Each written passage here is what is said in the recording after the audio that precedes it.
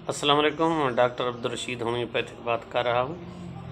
میں آج آپ کو نزلہ زکام فلو کے بارے میں کچھ بتانا چاہتا ہوں کہ اس میں آپ کو کیا احتیاط کرنی چاہیے۔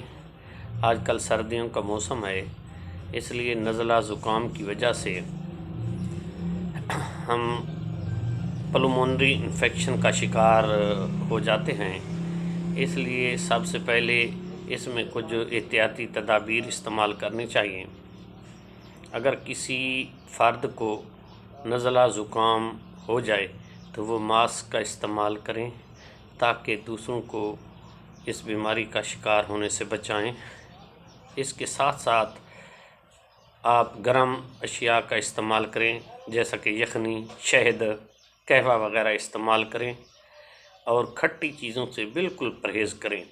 اگر آپ کھٹی چیزیں استعمال کریں گے تو سب سے پہلے آپ کا تھروٹ جو گلہ ہے وہ بند ہو جائے گا، سانس کی نالیاں بند ہو جائیں گی، سانس لینے میں دشواری ہوگی، آپ کی آواز بیٹھ جائے گی۔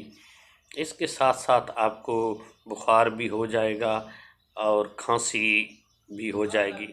تو اس لیے آپ کو احتیاط کرنی چاہیے، کھٹی چیزوں سے خاص کر بوتل وغیرہ استعمال مت کریں، اور اچار وغیرہ کھٹی اشیاء سے پرہیز کریں، اور اس کے ساتھ ساتھ چکناہٹ والی چیزوں کا بھی پرہیز کریں۔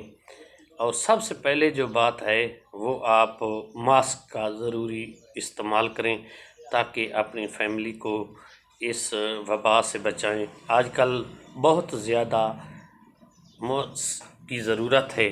اسموک کی وجہ سے ہمارے گلے میں بہت بڑا انفیکشن ہو رہا ہے، اور اس کے ساتھ ساتھ آپ اچھی اینٹی بائیوٹک کا استعمال کریں، اور اس کے ساتھ ساتھ ملٹھی کا استعمال کریں، اور جوشاندے کا بھی استعمال کریں۔ اور شام کو آپ سوتے وقت نیم گرم دودھ میں 1 چمچ شہد ملا کر 1 انڈے کا استعمال کریں۔ انڈا کھانے سے آپ کے گلے میں جو سوزش ہوگی وہ بھی ختم ہو جائے گی، اور آپ کو کوئی بخار وغیرہ یا جسم میں جو بھی تکلیف ہوگی، خاص طور پر جو معدے میں انفیکشن ہوگا وہ بھی صحیح ہو جائے گا، اور پلمونری انفیکشن بھی ختم ہو جائے گا۔ تو اس لیے اپنا خاص خیال رکھیں اور دوسروں کا بھی خاص خیال رکھیں، اور احتیاطی تدابیر استعمال کریں تاکہ آپ نزلہ زکام سے بچ جائیں، اور نزلہ زکام سے جب آپ بچیں گے تو دوسرے بھی بچ جائیں گے۔